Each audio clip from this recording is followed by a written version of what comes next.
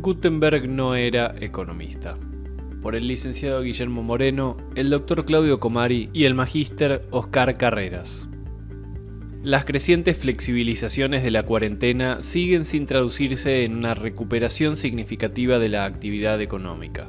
Situación difícil de revertir mientras los principales conglomerados productivos continúen sometidos a las medidas más rigurosas y persistan restricciones y trastornos en el traslado de personas y mercancías entre localidades y jurisdicciones. Las significativas transferencias estatales hacia las empresas en pos de su sostenimiento han resultado insuficientes para garantizar la supervivencia de muchas de ellas. Pese a los rezagos temporales, las estadísticas oficiales disponibles dan cuenta de una mortandad de empresas que al finalizar mayo ya rondaba los 20.000 y un proceso destructivo de puestos de trabajo en el sector privado registrado del orden de los 300.000. No podemos decir que ello exprese su piso, ya que a muchas de las compañías que han vuelto a la actividad aún les resulta extremadamente difícil alcanzar los umbrales de operaciones que garanticen su permanencia en el mercado, mientras que muchas otras permanecen aún paralizadas y sin fecha cierta de reapertura. Mientras tanto, la incertidumbre sigue siendo la regla. Dado que el oficialismo no termina de señalar un rumbo para la economía nacional, aunque ello se deba parcialmente a los eventos inesperados que la realidad impuso.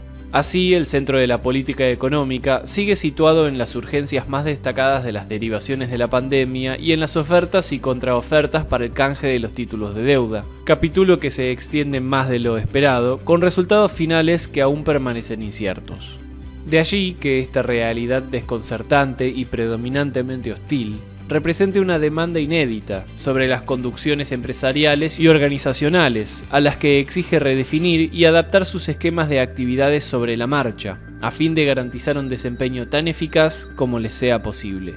Por ello, urge salir del pantanal del cortoplacismo y la improvisación permanente, para adentrarse en un periodo en el que los planes de negocios vuelvan a ser la norma, responsabilidad indelegable del elenco gubernamental, que tanto implica la necesidad de tender a restablecer equilibrios macroeconómicos como de delinear y dar a conocer los trazos rectores del esquema por venir. Desequilibrio extremo. Todos hemos quedado consternados al informarnos de que deberán importarse billetes. Tal es la magnitud de la emisión monetaria requerida para cerrar la brecha entre los ingresos declinantes y los gastos ascendentes del sector público argentino. Es que, por una parte, y como lógica consecuencia del desplome de la actividad económica, los ingresos tributarios se constriñen en mayor proporción aún. En el mes de junio pasado, la recaudación total, incluyendo los componentes impositivos y los aduaneros, aunque excluyendo los de la seguridad social, tuvo un incremento interanual de 24%, lo que contrasta con una evolución de los precios al consumidor del 42,8% en la medición del INDEC. Por el otro flanco, la asistencia a familias y empresas en el marco de la pandemia representan una significativa exigencia adicional sobre el Tesoro Nacional, complicando aún más el panorama fiscal. Nuestros cálculos indican que estos refuerzos presupuestarios han implicado de conjunto más de $500 millones de pesos. Para 2020, entonces, puede estimarse que el sector público nacional alcanzaría un déficit primario cercano al 7% del PBI, que se amplía hasta el 9% cuando además se considera el de las jurisdicciones subnacionales, es decir, el sector público argentino. A la vez, la búsqueda de esterilización de la mayor emisión monetaria lleva a incrementar el déficit cuasifiscal del Banco Central de la República Argentina, lo que junto a los intereses de la deuda pública devengados elevan el déficit fiscal total para el corriente año a un mínimo del 15% del PBI. Ese organismo durante junio volvió a utilizar el mecanismo de absorción de la emisión monetaria mediante la colocación de deuda en el sistema financiero, es decir, LELIQ y PASES. Por ello, mientras la base monetaria creció solo 33.000 millones de pesos, la deuda total del Banco Central de la República Argentina con el sistema financiero lo hizo en 400.000 millones de pesos en el mes, completando 1,1 billones desde la última semana de marzo. Este modelo de aumento recurrente del endeudamiento de la autoridad monetaria, si bien puede tener algún impacto positivo en forma inmediata, es un inevitable factor de inestabilidad en el mediano plazo. porque la institución solo puede pagar las nuevas obligaciones con más endeudamiento o emisión de dinero en el futuro. Y, como en la emergencia los gastos extraordinarios se mantendrán, seguirá requiriendo de similares mecánicas para su atención. Frente a ello, se abre la incógnita sobre cuál será la proporción en que la emisión será reabsorbida con más deuda del Banco Central. Hemos señalado en múltiples oportunidades que el verdadero sustrato de la economía está en la existencia misma de los bienes y servicios y su posterior distribución, no en la moneda, que no puede ser más que su representación. Y decíamos en nuestro artículo Producir más y distribuir mejor, publicado en BAE el 6 de julio de 2020, para cualquier país es cierto que en la medida que su economía produce más bienes y servicios, mayor es el bienestar que podría proporcionar a sus habitantes, pero el aumento de los medios de pago no causa el mismo efecto. Si esto no fuera cierto, las ciencias económicas serían en esencia artes gráficas. De la situación de vertiginoso crecimiento de la emisión UTS supraseñalada surgen dos posibles senderos asociados a la evolución de las expectativas en el horizonte próximo según sí.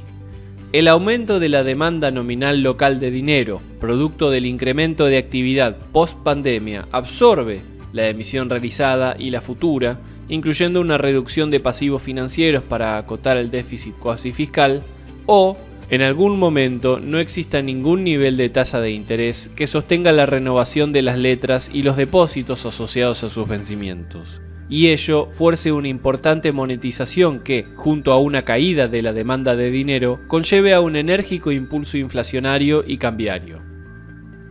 Produciendo e incluyendo. Que el futuro próximo de la Argentina sea más acorde a las primeras de las opciones depende en esencia de la vitalidad que adquiera la economía real.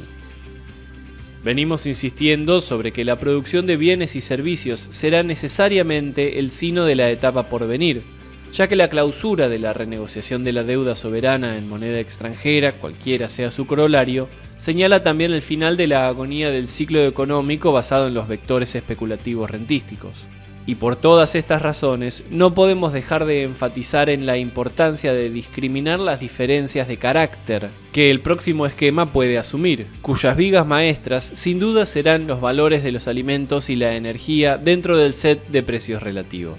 Si las rentas extraordinarias que a ellos se asocian no se reasignan hacia el conjunto del entramado empresarial, el perfil productivo estará centralmente vinculado a la satisfacción de mercados externos y de segmentos de consumidores ABC1. Y como se trata de un circuito en el que se retroalimentan, determinando y siendo determinados los niveles de empleo y de salarios por una parte, con el esquema general por el otro, el resultado inevitablemente será el de la exclusión de un significativo contingente social. Pero si la asignación de las rentas extraordinarias contribuye a la baja de los costos unitarios de todos los sectores productivos y dota a los ingresos populares de alto poder adquisitivo, podemos aspirar al pleno empleo y a combatir exitosamente la pobreza, es decir, a un modelo de inclusión.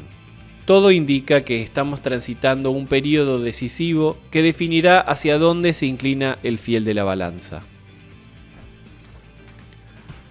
Múltiples y poderosas fuerzas pugnan, desde todos los ámbitos de la vida social, por imponer uno u otro destino.